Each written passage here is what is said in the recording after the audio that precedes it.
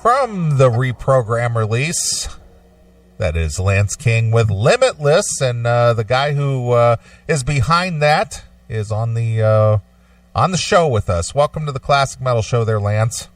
Hey guys, how you doing? We're well. Glad you could make it. Yeah. Are you a fan of this show, Lance? I never have spoken with you directly, but are you a fan of this show at all? I am. So some people... I haven't watched tons of episodes, but I've watched a few, and I've really enjoyed what I've seen. So you're not offended by us? You're not put off? You're not hurt by our words? No. Now, Neely, I believe you and Lance could talk politics all day and night. Yeah, probably. Well, Lance, I think you were out at NAMM this year, weren't you? You know, I didn't make it. No. No? I was not out there. No. I'd love to get there every year, but it seems like something always comes up. Get out there once in a while, but sure. It's kind of the place to be, though. Well, it is massive, that's for sure. Yeah. Sure. Well, Lance, obviously, man, we'll cover a bunch of different stuff because you have a lot of insight in a lot of different ways. But let's start with the music that you're creating first before we get into label stuff and that kind of stuff. You obviously have this new record, REPROGRAM, which anybody that likes prog metal should like. I can't fathom that anybody that is into progressive metal and with a crunchier edge, because it's not the softer stuff. I mean, you've got a lot of crunch in it. Yeah. And it almost feels like it's, kind of the natural progression when you consider the various bands that you've been in before. It feels like you took little pieces of previous work that you've done and really molded it into something. Is that how you feel, or is it just natural for you? It's weird because I don't intentionally ever start out to write in any specific style. I just look, just kind of find things that sound cool, Right. It's like when the riff sounds cool, I'm like, oh, I like that, let's build off of that. And then, it just sort of develops. And working with these other guitar players that I have, first when I started working on this, I was just writing alone. And I'm like, it's kind of seeming a little one-dimensional, Right. A little one-dimensional writing by myself. So I'm like, why don't I do what I did with the first album and just invite a bunch of co-writers to just write tunes, and see what happens. And it came together really nicely that way because, guys can send me ideas and one will hit me and I'll go, okay, I'm going to work on that. Sure. But I might get 5 other ideas that I'm like, doesn't really hit me, So, yeah, that's kind right. of... No doubt, man. Well, with doing that way, then for you as a creative person who's always been a creative person, is that as satisfying as doing it the other way, where you might come in with, complete songs or complete orchestration that you've written previously? I like the diversity of it. Okay. I like the added dimension that it adds. More creatives, I think, add a more well-rounded soundscape, I guess, if you will. You get lots of variations and stylistic little things that kind of, I don't know, make it, bigger. Right. Bigger is a good word for it. Make it bigger, Well, Lance, when it comes to, artists these days and making music, I mean, you're on both sides of the spectrum. Not only are you an artist yourself, but you own a label and, you know the business end of it. And our question, has pretty much been what's in it for an artist to make new music today? I mean, aside from the creative outlet, because what is in it for the artist today? Not money. So why do you do it then? I do it because I enjoy it. Yeah. I've always done it because I enjoyed it. I was the guy that, ended up dealing with the money a lot of times in bands because I just had kind of a business head, but I was also the guy when I wasn't doing that in a band that would generally leave before anyone got paid. It's just, I'll get that later. That's not really what I'm here for. You know what I mean? So yeah, I think that there's two kinds of musicians. There's guys that are doing it for the money, and there's guys that are doing it for the joy of it. And there's a third kind that do it for both. I would certainly like to make more money at it. That would be great. I have had some successes over the years, but I wouldn't say that anything that I could live off of, just, I mean, I've been really fortunate to be able to say I haven't had a real job since 1981. Wow. So I've been a musician since 1981. When I got out of high school, I started gigging and managed to make a living off of it. But back then I was living in a house with 5 other guys, and, we all got it for really cheap. Right. No question, man. Well, Lance, now that you're doing solo, like strictly Lance King material versus, your previous stuff with Balance Power, Pyramaze, whatever, yeah. What is it that has led you to the place where you want to do stuff in just your name instead of putting together a band and growing? Are you just past that now or what? Good question. Well, after being fired from a couple of bands that were doing really well, I think that kind of motivated me. It's like, well, why put all your eggs in a basket that, somebody else has control over, I guess.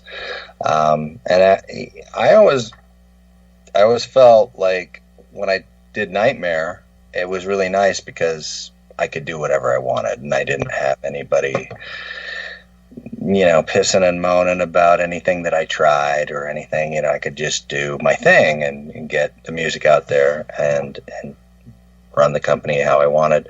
So I'm like, well, I've got all these great contacts of musicians.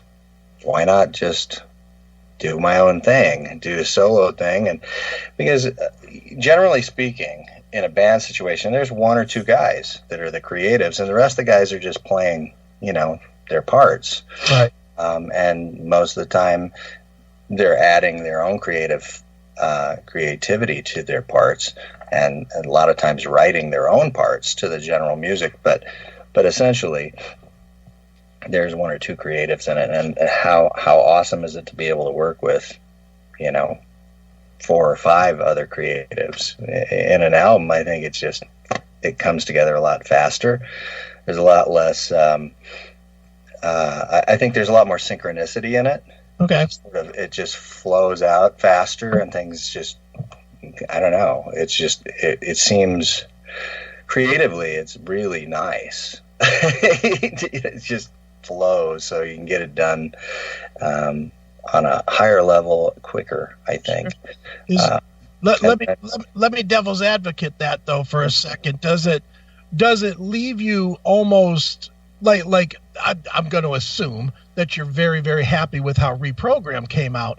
Sure. But now, a year and a half from now, when it's time to do another record, you got to kind of ask the same guys, well, do you want to be involved or do you not want to be involved? It kind of leaves. It doesn't have to be the same guys, though. That's the beautiful thing. It doesn't have to be the same guys, and it can be anybody that's that I dig their stuff and they're available at that time, which is kind of what happened with the last 2 records. I put out a lot of feelers, and not everybody was able to do it at the time, but everybody seemed interested, which was great. And then whoever was available is, and it clicked with. The first album, there were a couple of guys that sent me stuff that just didn't click with me. Right. So I just didn't work on their stuff. But this album, everybody that I worked with, it just clicked. So it was really nice. But yeah, the thing is, I don't have a band to go play right now. Okay. I have to put together a band that's different musicians, Sure.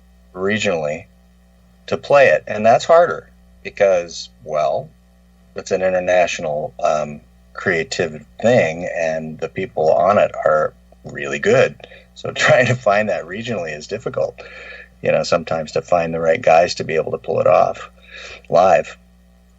Right. Well, how does that work with asking various musicians to work with you on a CD project? I mean, do you just like pay them out like a flat fee, or do they get like some kind of a percentage, or how does that work? I've been really fortunate. I just said, I'll give you half of the songwriting, half the songwriting. So anything that comes in on songwriting royalties, you get 50% of. And so that was fortunate. Now, there were a few people that comped their time, people that were doing cameos and things. But yeah, in general, it's just been people just want to do it, People are just, it's not about the money. Yeah, well, I get it. I get it. Believe me, we've been doing this show for 24 years now, and we've never made a dime. So right. It's not about the money for us, obviously, because we don't solicit for pay Patreon and PayPal, right, and all this other stuff. But it's always people that are really, really good and really, really passionate are not about that part of it. Yeah, absolutely. And so just from a publishing standpoint, or actually making some money on your creation, where would you say the highest possibility of, say, making some kind of royalties on a music is, or a song is? Would it be getting it into a movie soundtrack, perhaps, or on a TV show or something, or TV shows probably, because that they have a lot of repeat stuff, but that all depends on how long the clip is and how many times it plays. You know what I mean? So, and what kind of clip it is. I'm learning about that right now, and there are background clips and foreground clips and short clips, long clips, all kinds of different clips that are used in publishing for various things. So, and the royalty rates different on everything. Right, absolutely. Is a product like a Netflix or a Amazon Prime, does that change the game significantly? Because a movie can be viewed 100,000 times a day all over the world. Well, I honestly don't know the details of that yet, but I would assume it's a whole lot closer to something like a Spotify or, that kind of a thing, where the streaming royalties are substantially less. But I don't know, They don't make any of this easy to figure out, do they? Oh, God, no. No. I've been doing this an awfully long time. Sure. And I learn gobs every day. And the game changes every day. So you have to continue to learn, or you're left, in the dust, thinking that you're awesome and you have no clue. Well, some of the veteran bands out there, some of the name brand bands that everybody knows, anywhere from Foreigner to Journey to any one of those legacy bands, a lot of them, because they don't own their catalog, they went out re-recorded all of their biggest songs for like a greatest hits package, re-recorded. And what I've been told, or what I've learned, is a lot of the reason they do that is they try to market their re-recorded songs to movie soundtracks, and they, reap the benefits of the royalties and things from that, rather than pay the record label who, owns their music. Is there any truth to that, or is that? Oh, absolutely. Absolutely. I mean, a lot of those legacy bands were signed back in the day with major labels that were, doing these, development deals. So they would sign a band, and the band was so happy to sign that they signed away all their rights, or they were just so, starstruck, awestruck, whatever you want to call it at the time, and just naive and didn't know really what they were getting themselves into, which is the case with most musicians and these kinds of contracts, I think, because they're complicated, and they use terms that people just aren't generally aware of. What's that mean? Well, I don't want to sound stupid. I'm not going to ask. Yeah, we don't want to ask what in perpetuity means. Right. We don't want to know what that means, because that's a pretty big, that's a $5 word right there, and I don't want to look like a yokel. Right.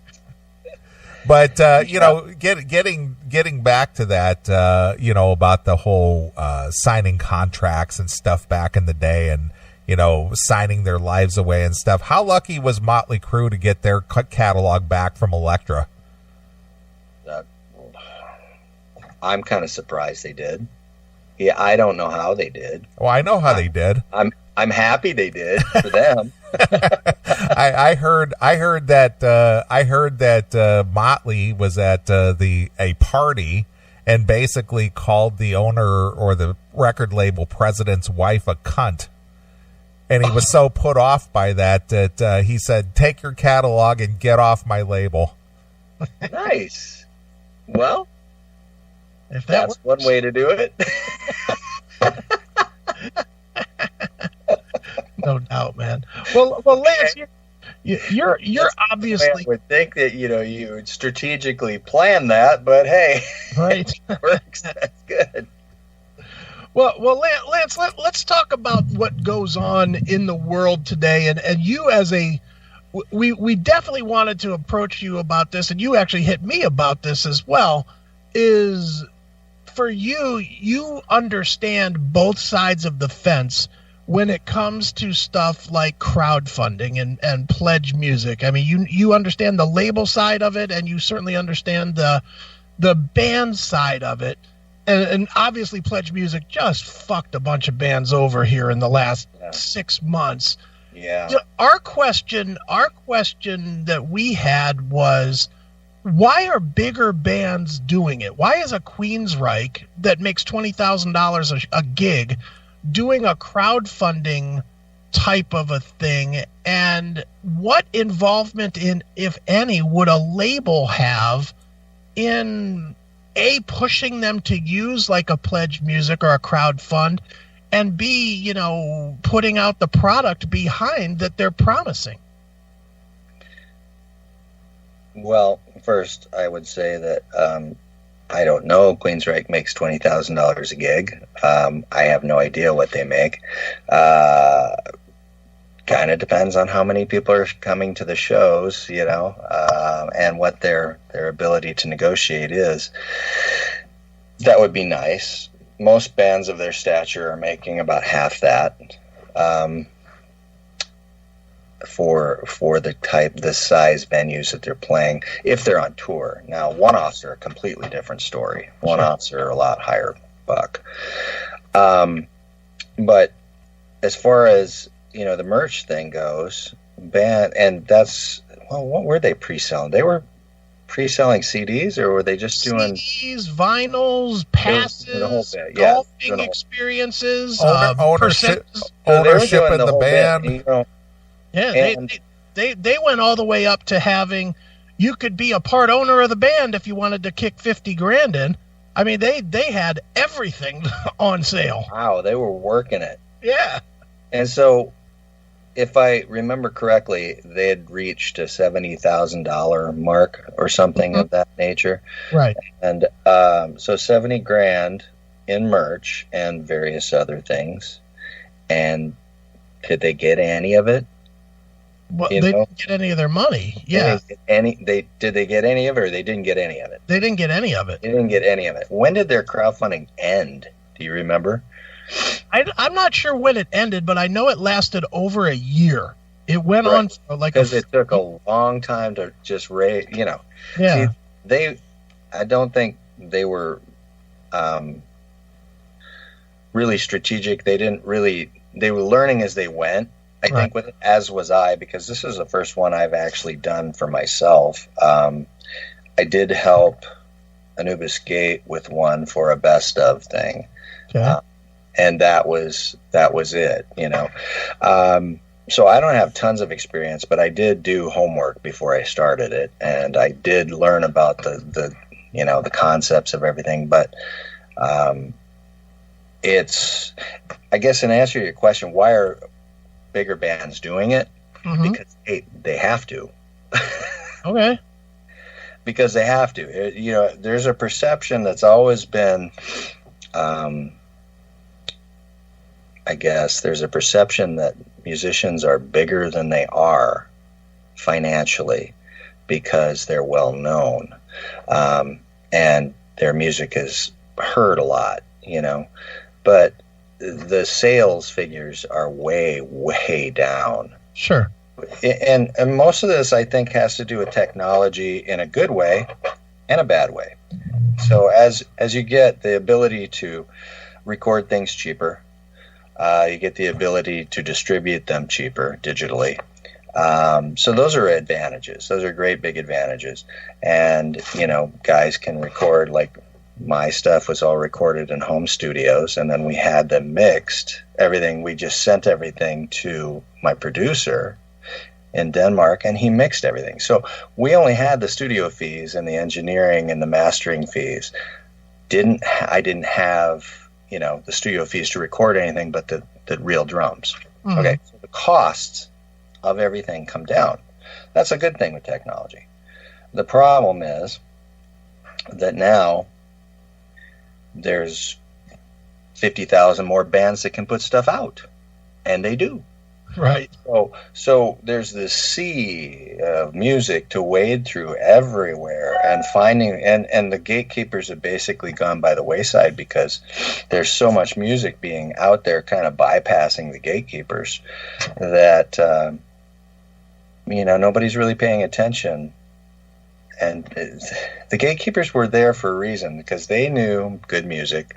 They, might be a little one-dimensional with it, and they certainly have gotten too commercial with it, but they knew good music, especially in like the 70s and the early 80s and stuff. There was great music coming out.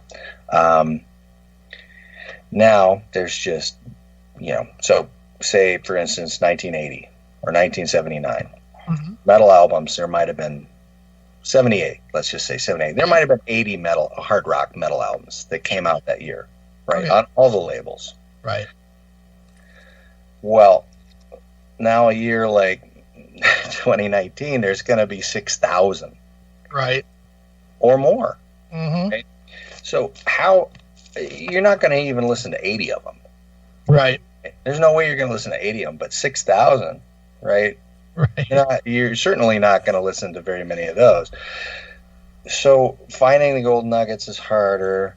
So people become a little disillusioned. Well, I don't want to pay money for that. I don't know what that is. I can stream it over here for free, and I can check everything out. And if I really, really, really like the band, I'm going to spend some money on that band. Right. So you get a lot of casual fans now. And overall, I think there's a lot more money in music as far as people spending and buying music. Okay. Or just the business of music. Because there's a lot more people involved, and there's a lot more music involved, but the piece of the pie is super smaller, right? For artists. And now that streaming's become a really big thing, it pays. You got to have 20 streams to equal a penny, right? Streaming's kind of overtaken. That's the new model, and it's a good model. I understand why consumers like it, because it's super convenient. You can play the music on your phone anywhere. Right. Pop it into your car, jack it, whatever. You got tunes all the time, an unlimited amount. You don't even need to store them. You can just access them. Yeah. So I get that. But downloads, where artists were actually starting to make good money again, mm-hmm. after Napster kind of killed everything.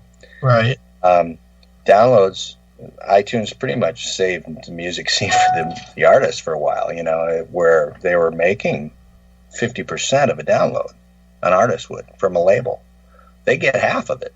Okay. That was huge money Sure. for artists, right? They get half. Well, with a CD, that's a completely different thing because the label has recouping of manufacturing.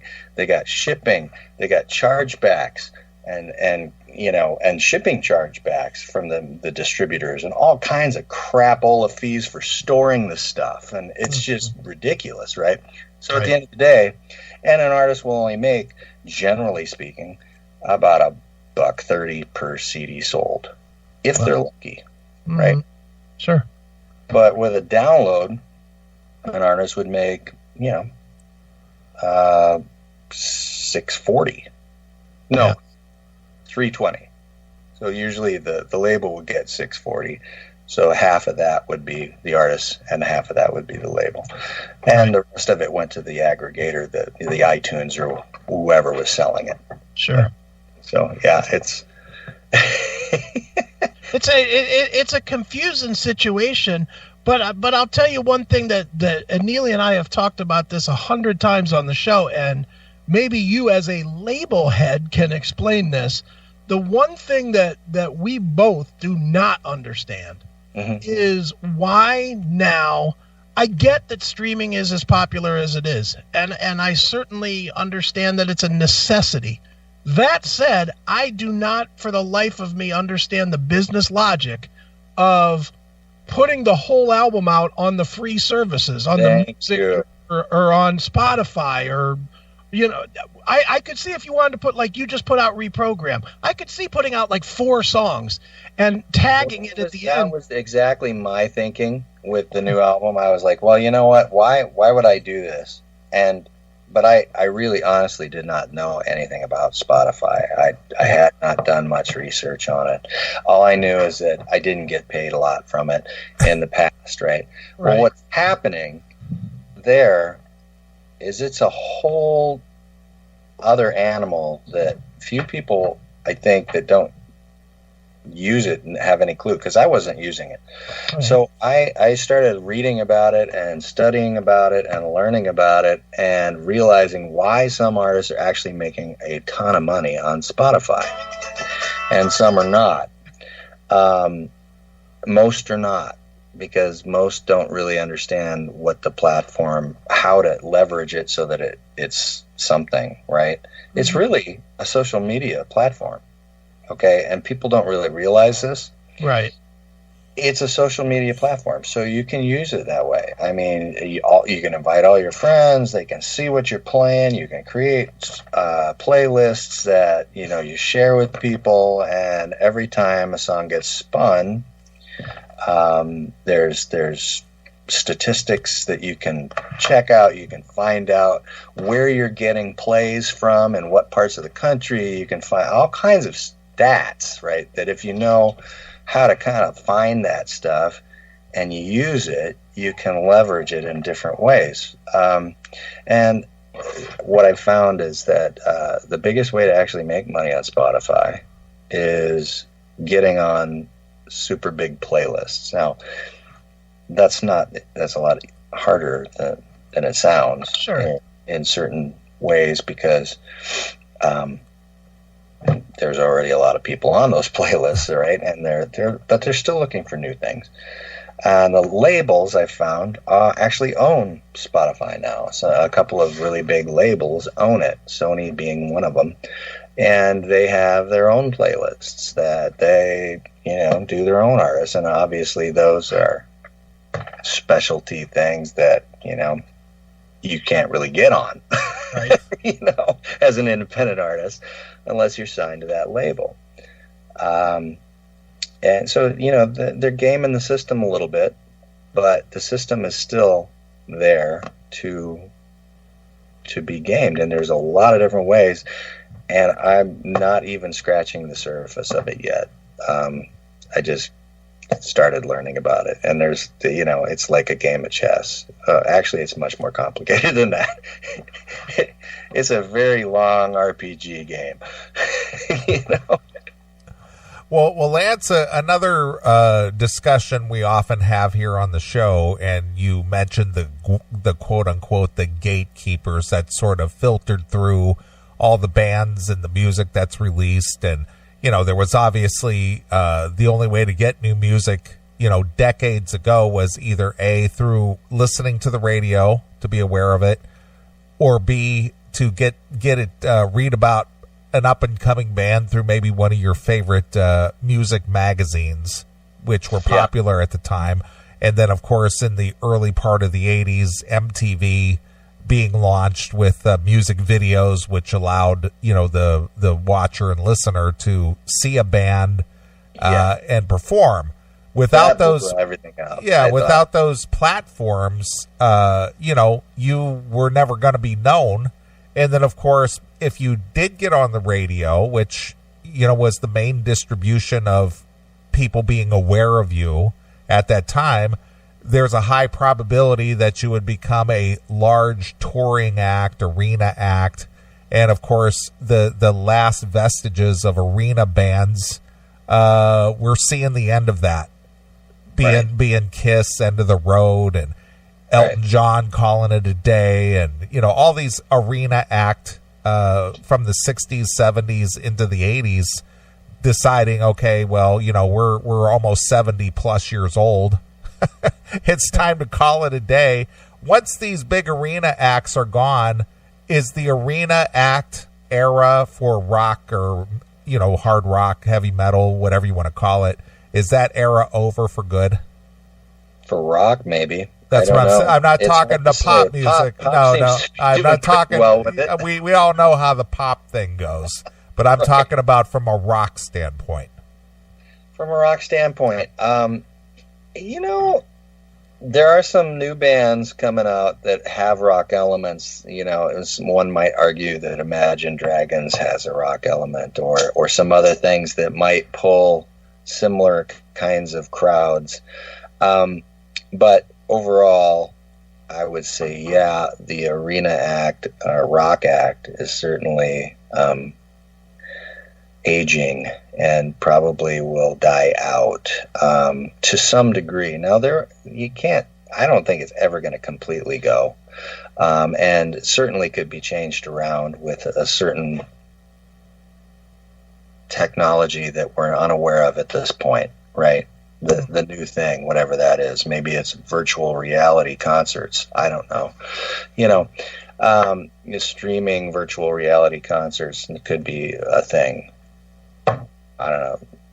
So, in answer to your question, my opinion, and I just take it as that, I think that the things that brought about those bands' successes on such a huge level was syndicated radio and MTV, a combination of those things at the time, and a media that was much less convoluted.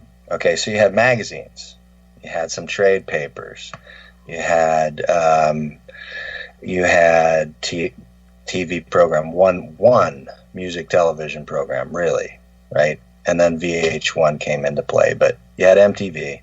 You had a bunch of network radio. So all a label had to do back then was hit all those four bases. You know, they just had four bases to cover.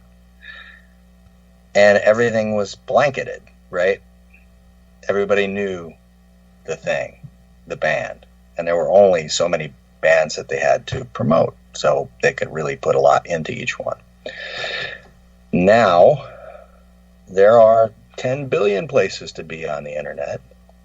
And magazines are dying out. They're a dying breed, unfortunately, because I really like the medium, you know.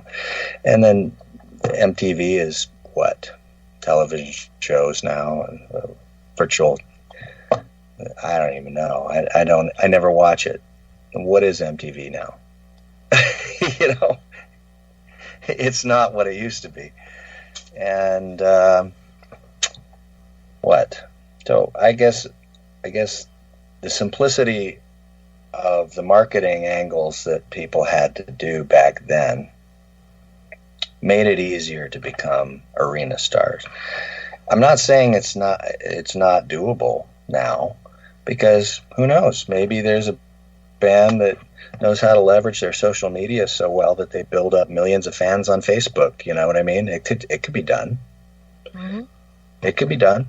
And, you know, if or Twitter, whatever their medium of choice is. I know there's a little girl on Instagram that has 56 million freaking fans.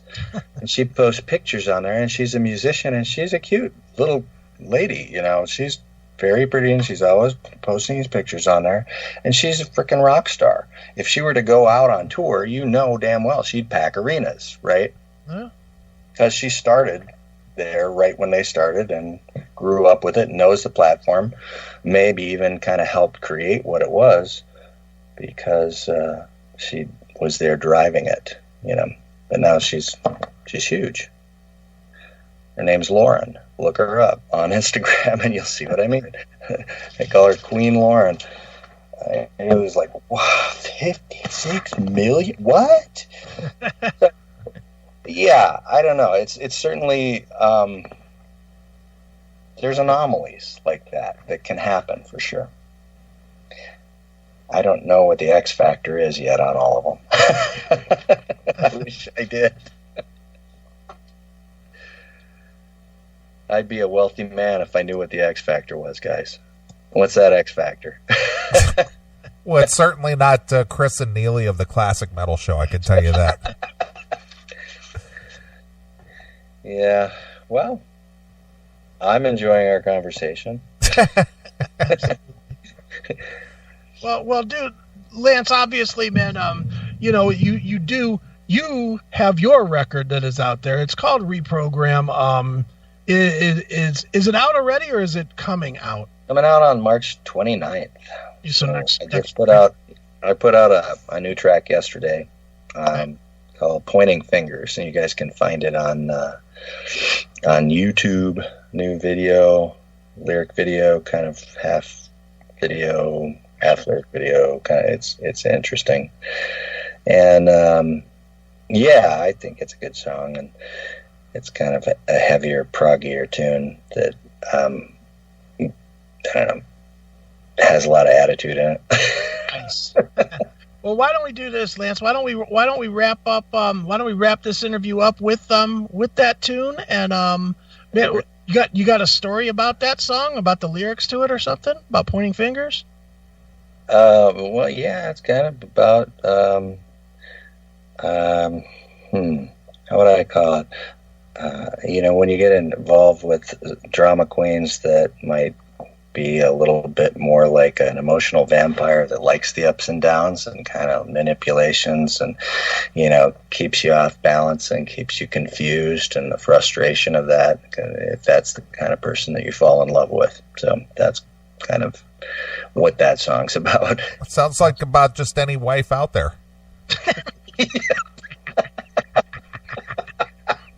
Nice. All right, Lance. Well, we appreciate you taking some time to talk to us here on the Classic Metal Show. Why don't you throw out those plugs where people can find your record label and this record and all that good stuff? Plugs. NightmareRecords.com is the label. You can find all kinds of cool metal there. My site needs to be updated, but it's LanceKingVox.com. And all my socials are attached to that at the upper right corner, so you can find me on the platform of choice. And as far as buying the record, it's out there digitally everywhere to pre-order. So I guess I would recommend iTunes or Amazon to pre-order, but it's available pretty much anywhere online. It'll be in record stores in the U.S. Friday, the 29th, but outside of that, it's going to be a lot spottier. So if you're watching this from other parts of the world, you're going to have to probably find it online. Perfect. Yeah. All right. Well, the new Lance King release is called Reprogram, and this is a tune you can find over there on YouTube, and this one is called Pointing Fingers, exclusively here on your Classic Metal Show.